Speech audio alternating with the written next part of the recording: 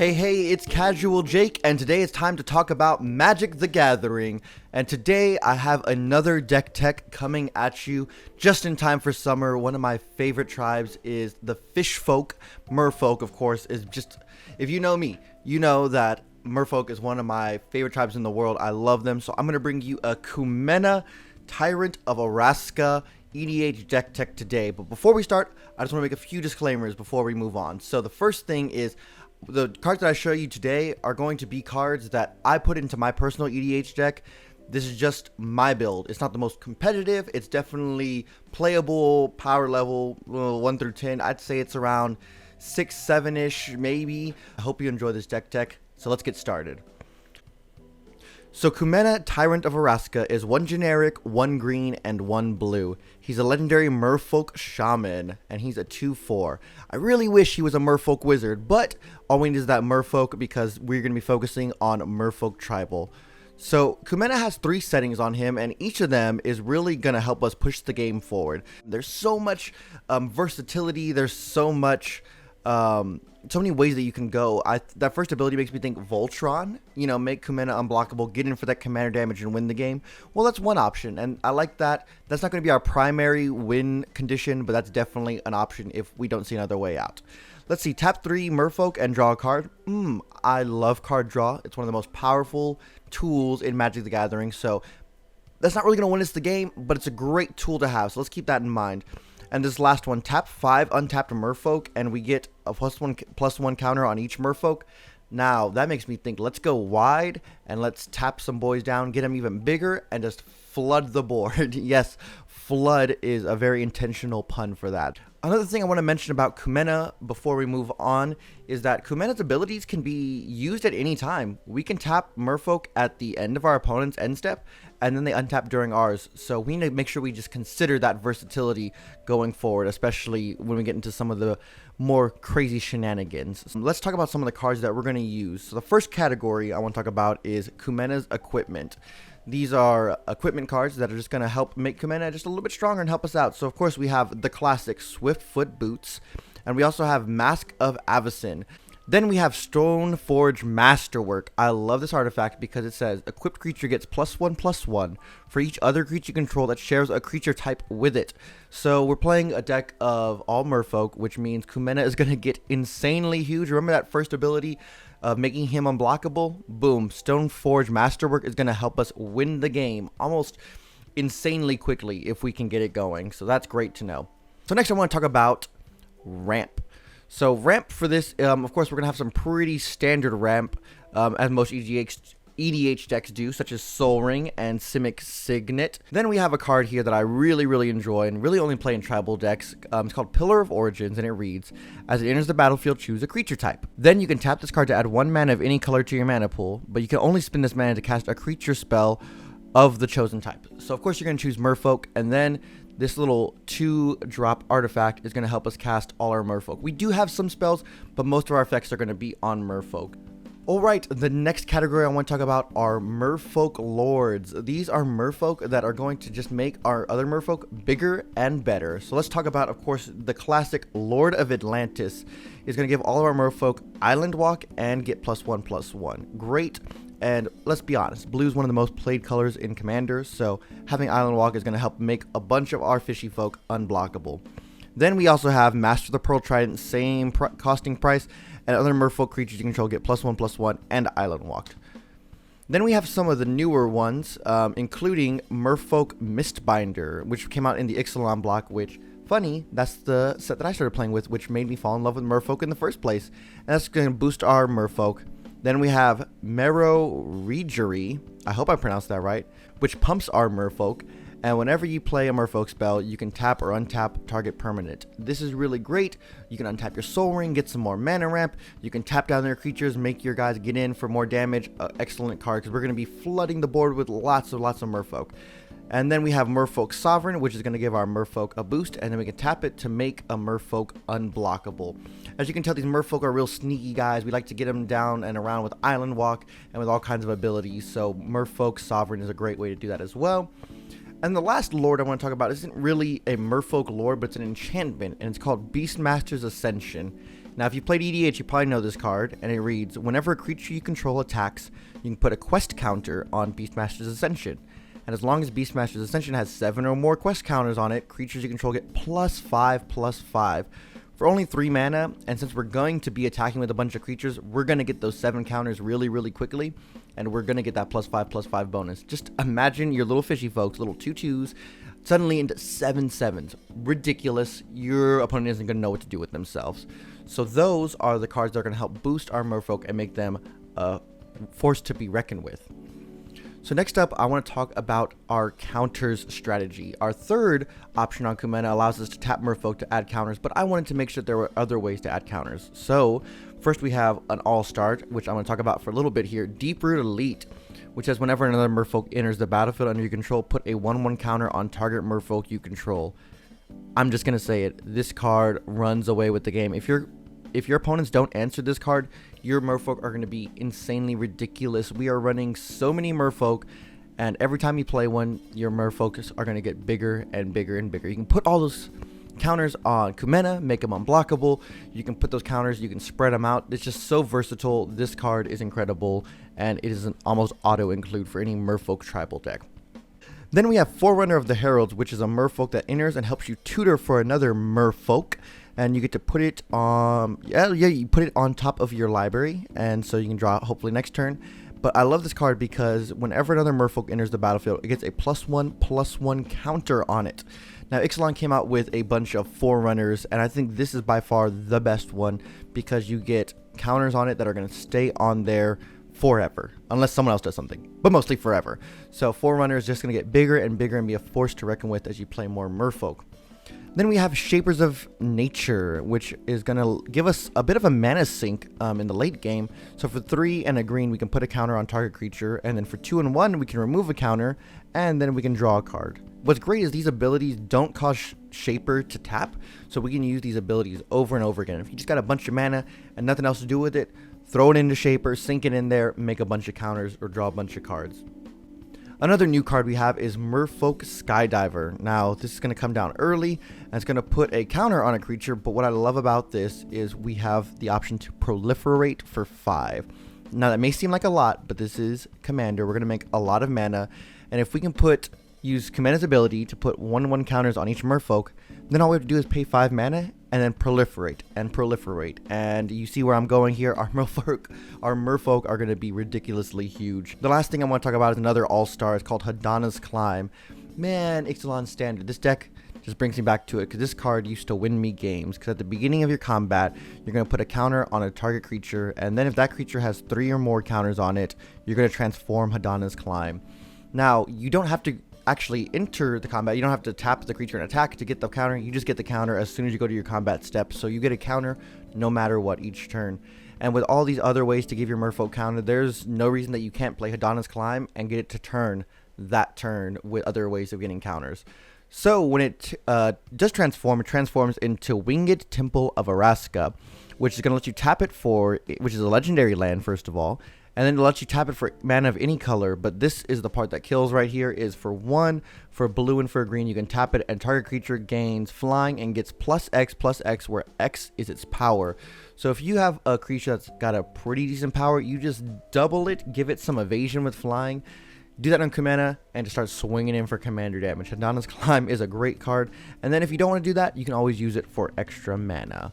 Alright, next I want to talk about card draw. In the one-time kind of card draw spot, we have Brainstorm, a classic EDH card, but we also have Silvergill Adept, which is another older Merfolk card. I have the newer version of the copy from Ixalan, but you get to pay it for 1 in the blue, and for an additional cost, you can reveal a Merfolk card from your hand or pay 3. Generally, you're going to reveal some weaker Merfolk, but when this enters, it's a 2/1 body, and you get to draw a card. So card draw on a stick, I like it. Now I want to talk about repeatable card draw. So we are going to have a few of those in the deck as well.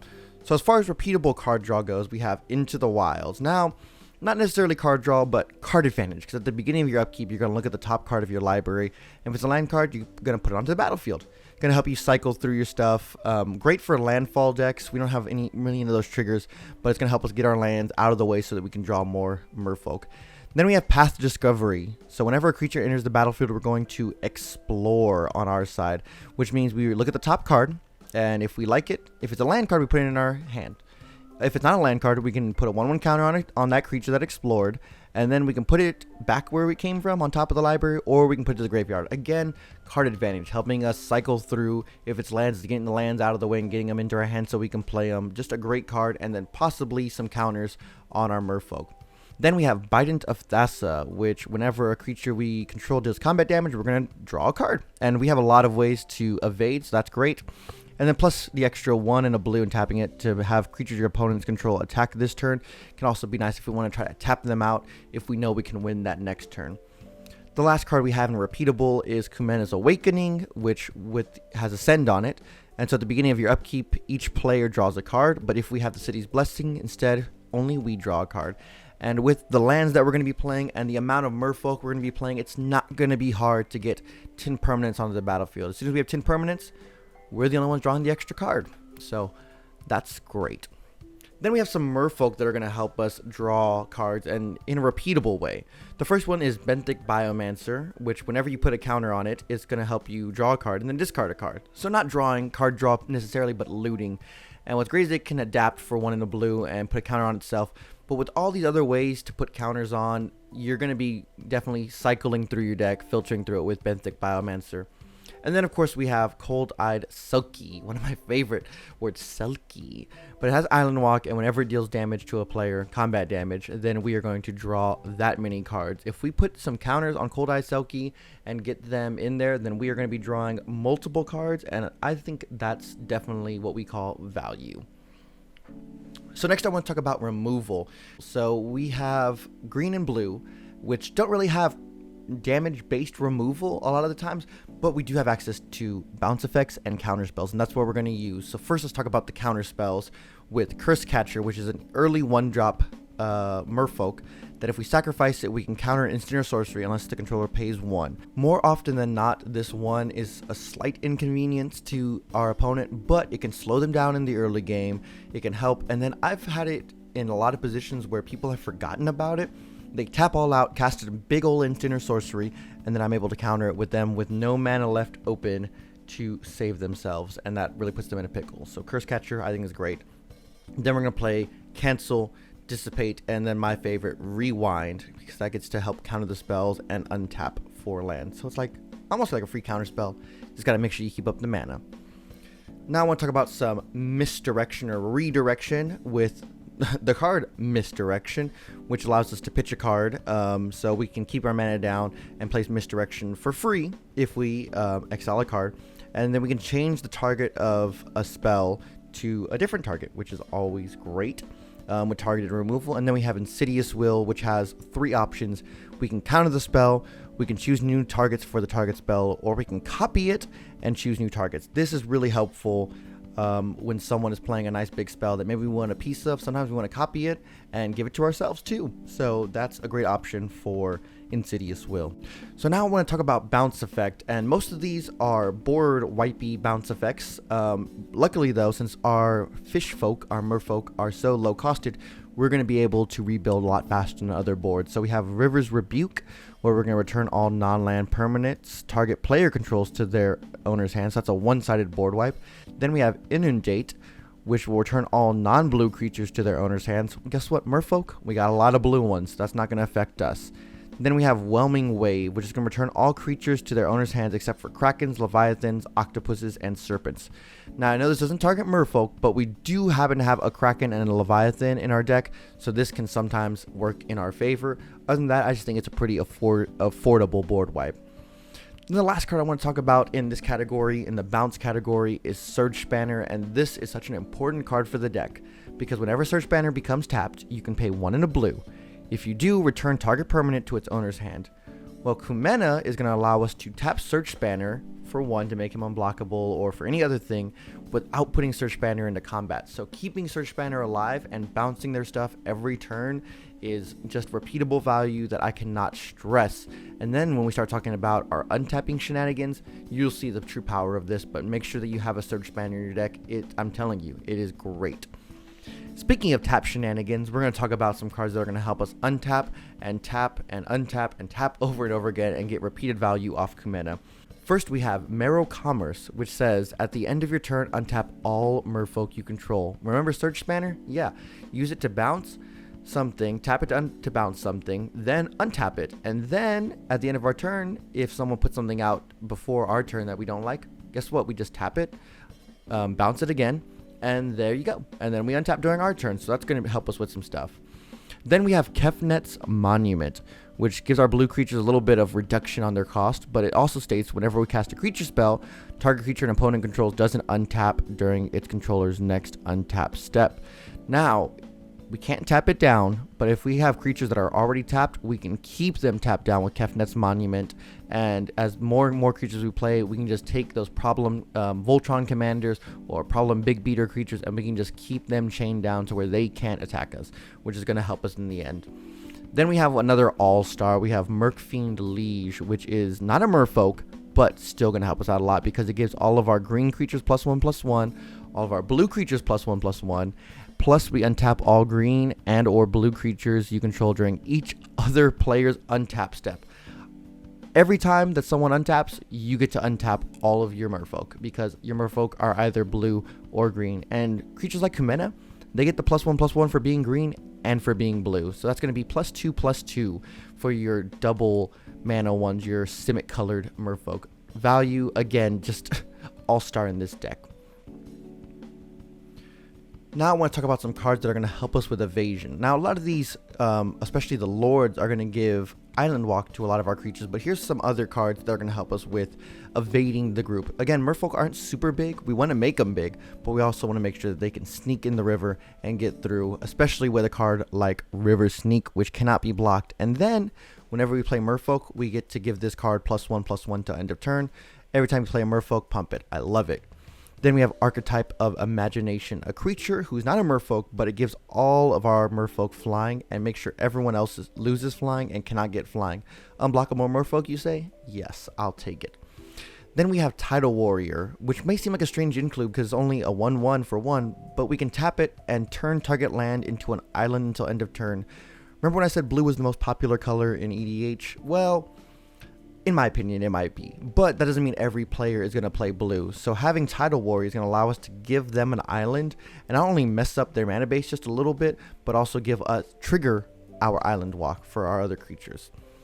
Alright, next up I want to talk about protection. Of course, we have the classic Heroic Intervention, which gives all of our permanents hexproof and indestructible for a turn. Then we have Merfolk Trickster, which has flash, so it can come in at any time. And when it enters the battlefield, we can tap a creature an opponent controls, and it loses all of its abilities. That's going to help get us out of some sticky situations. And then we have Kopala, Warden of Waves. When I opened this card for the first time in a pack, I was like, this is a cool card. I'm going to put this in my Merfolk deck. Didn't do too much work in Standard, but here it does great work because it makes all of the spells that target our Merfolk cost 2 more. It may not seem like a lot, but if they want to target our merfolk, it's going to cost them, and that's great. Now, this next category that I want to talk about, I really didn't know what to call it, so I just kind of called it value. Just cards in the deck that are just good cards. You know, not every card that we have to include needs to be a merfolk, so these are just cards that I think add value to the deck.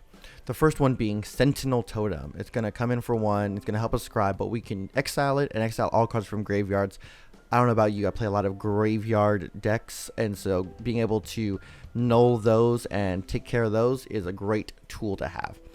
Then we have Rashmi, Eternity's Crafter, a great card that's going to help us get some free merfolk out. I'll read it real fast. Whenever you cast your first spell each turn, reveal the top card of your library. If it's a non-land card with converted mana cost less than that spell's, you may cast it without paying its mana cost. If you don't cast the revealed card, put it into your hand. Going to help us draw cards, and since we have so many low-costed merfolk, even if we play a 3-drop merfolk, there's a good chance that we're going to get another merfolk to play on the battlefield. If not, it's going to go into our hand, and this even works on other people's turns, so if you counter something, you're still going to be playing cards. Just a great card. Then we have another value card that actually is a Merfolk called Thada Adel Acquisitor. It has Island Walk, and whenever it deals combat damage to a player, we can search their library for an artifact card and exile it. Then they shuffle their library, and until end of turn we may play that card. Let's go steal Soul Rings and Mana Crypts and Mana Vaults and all the other mana ramp artifacts that our opponents control. Yes, Thada, we love it. Then we have a newer card called Neoform, which is going to have us sacrifice a creature, but then we can search our library for a creature card with converted mana cost equal to 1 plus the sacrifice creature's converted mana cost and put it onto the battlefield for free with an extra counter on it. It's going to help us turn our low value Merfolk into higher value for just simply 2 mana. Then we have Creeping Renaissance, which I love this card because we choose a permanent type and return all those cards from our graveyard to our hands. So if we get a big board wipe, someone kills all our Merfolk, boom, we play this card, we return all our creatures back to our hand, get those Merfolk back, plus it has flashback. We can play this card from the graveyard for just a little extra mana. Another great value card is Deep-Root Waters, another card I thought would do good in Standard, but didn't do too well. But in here, we're going to be casting lots of Merfolk, and whenever we do, we're going to create another 1/1 blue Merfolk token creature with hexproof, meaning that our opponents aren't going to be able to target them, and they're going to be nice feeders for Kumena's abilities to tap and do things. Then we have Tatiova, the Benthic Druid, which is going to let us play our lands, and every time we play our land, we're going to draw cards and gain a life. So that's just another great include as far as value goes. I want to talk a little bit about the land base here. I'm not going to go specifically into the mana base, but I want to talk about some utility lands that I think are really great for this deck, including Mystifying Maze, which for 4 and tapping is going to exile target attacking creature an opponent controls, and at the beginning of the next end step, return it. It's going to help us, if we tap all out and they come up with something that we didn't expect, we can help get that out of the way, or if they have some kind of commander or Voltron creature or any other big creature that we don't want swinging at us, helps us get them out of combat. Then we have Ancient Ziggurat, which is going to tap for a mana of any color, but we can only play this mana for creature spells. Luckily, we're playing a creature-heavy deck, so that's not going to be too much of a problem. And then, of course, we have Scavenger Grounds, which for 2, tapping and sacrificing a desert, Scavenger Grounds is usually going to be that desert. We exile all cards from all graveyards, another graveyard hoser to be included in here in case you have graveyard synergies in your playgroup. Next up, I want to talk about what I like to call the beaters of the group. These are the big boys who are going to help us do a lot of damage. You come in, and they're already pretty big. And the first one actually doesn't come in too big, but it gets very big very fast. It's called Wake Thrasher. And whenever a permanent you control becomes untapped, Wake Thrasher gets +1/+1 until end of turn. For only 3 mana, this 1/1 may seem a little weak, but think about it. Every turn every time on your turn, you're untapping your lands, you're untapping your creatures, you're untapping all sorts of things. Wake Thrasher, it is going to get huge. Most games that I play, Wake Thrasher is a 20/20 the second time that I played if I already have an established board. It's a great card, and it's a great include for Merfolk. Then we have a Rixmithis Slumbering Isle, which is not only going to mana ramp us, but become a big old 12/12 once we play some spells and get it out there. And playing all these cheap Merfolk spells is going to definitely help us take those counters off and get it out there. Then we have Slin Voda. This is the Leviathan I was telling you about. That's going to come in, and if we pay the kicker, it's going to help us return all creatures to their owner's hands except for Merfolk, Krakens, Leviathans, Octopus, and Serpents. Now, I know what you're thinking. 10 mana for a board wipe. Yes, it does seem like a lot, but it's a board wipe that wins games. Because if you notice, you get to keep your Merfolk. And if you have a board full of Merfolk and a big old Leviathan there, and they have nothing to block with, you're on your way to winning the game. It's just a great value and a great card, and definitely worth the include. 10 mana seems like a lot, but it's worth it. And the last card I'm going to talk about is Tishana, Voice of Thunder, another big creature. But when it enters the battlefield, you're going to draw a card for each creature that you control, and you have no maximum hand size, and then Tishana's power and toughness are equal to the number of cards in your hand. Oh my gosh, Tishana gets so big, and if we have an established board with a bunch of Merfolk, we're just going to draw a bunch of cards and make her even bigger. Just a great card. Now I want to talk about the Planeswalkers. I don't put a lot of Planeswalkers into this deck, but luckily I do like the Planeswalkers that I have chosen because they're pretty easily protected with, and we have a board full of Merfolks. First we have Vivian Reed, which is going to help us look at the top 4 cards of our library and reveal a creature or land from among them and put it into our hand, helping us cycle and getting those creatures for us. But then the -3, of course, is really great, destroying artifact, enchantment, or creature with flying, help us get rid of some of those stuff that we're not so good at dealing with. But then for -8, all of our creatures get +2/+2, have vigilance, trample, and indestructible. If you just build your board, protect Vivian, and let her get to her ultimate, all of Merfolk are going to be indestructible and bigger and vigilant and trampoline, and you win the game basically. So Vivian, of course, a great include. And this one might surprise you, but I found a lot of utility in Nissa, Steward of Elements. So for her +2, she comes in with X loyalty counters, where X is the amount that you pay into it, and then of course green and a blue. But then we have a +2 to scry to. But then for the 0, we can look at the top card of our library, and if it's a land card or a creature card with a converted mana cost less than or equal to the number of loyalty counters on Nissa, we can put it onto the battlefield. So hear me out. We put about 5 mana into X, and then we play blue and green, and then we 0 it. Well, most of our Merfolk are under 5 mana, maybe except for things like Tishana and some of our other big creatures, but most of our Merfolk are pretty small. So just by 0ing her, you're going to get free creatures on the battlefield every turn, and I think that's value. And then her -6 I think is good in a pinch and whatnot. I don't think it's game ending or anything, but definitely can be a good utility, especially if you want to protect yourself or get in a big swing. So lastly, I kind of want to talk about the win conditions in this deck. As we talked about, of course, you can make Kumena unblockable by tapping a Merfolk, making it bigger, and winning the game. Great. I think that's pretty self-explanatory. There's a lot of cards that help you do that, including the Lords and whatnot. But what if, you know, we want to get a bunch of creatures through? Well, I think we can use a card called Tempest Caller.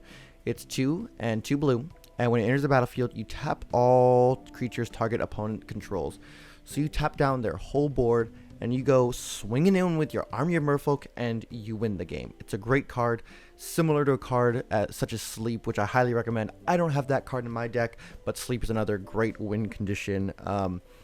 Unfortunately, it only does it for one opponent, but still, if you take your time and eat away at other opponents and are able to eliminate one, that's going to help you push you forward into the game. But the other card that I want to talk about that's going to help you win games is Throne of the God Pharaoh. It's a 2-mana legendary artifact, and at the beginning of your end step, each opponent loses life equal to the number of tapped creatures you control. So what you do is you get Throne of the God Pharaoh out, and then you get Merfolk Liege out. You tap all your Merfolk with Kumena, and then at your end step, you get all your Merfolk are going to do damage to your opponents, to all of your opponents, and then they get untapped with the Merfolk Liege, and oh my gosh, I can just tell you, everyone, that you're going to do a bunch of damage to your opponents. You're going to be doing at least 10 damage if you build your board correctly. So Throne of the God Pharaoh is going to help you win games in just a few short turns if it goes unanswered. The last kind of strategy for the win condition is using Kumena's last ability, tapping 5 untapped Merfolk to put counters on everyone. You can proliferate them, you can add other counters to other things, but basically making a wide, big board. Again, going wide is always a cool strategy, doing tokens and stuff like that, but if they got ways to answer it, then we're in trouble. So we want to go wide and big, and Kumena's last ability allows us to not only pump our creatures, but pump a bunch of them. There's plenty of Merfolk out there, and what I love is it's one of Wizards of the Coast most well-known tribes, so I don't think Merfolk are going to go anywhere. I think we're going to get to see support for them throughout the years, which means this deck is always going to be growing. There's always going to be new cards to throw in there with each set that comes out. That's just going to make the deck better and better. So I hope you enjoyed this video. I hope this was really helpful for you if you were looking to build a Kumena deck, and I hope that you would do all the YouTube stuff, like, comment, subscribe, all that sorts of stuff. Check out my other links at the bottom to my other social media accounts. I'm really active on Instagram and whatnot, so check that out. And I hope you have a good one, and don't forget to play your land drops. All right, bye-bye now.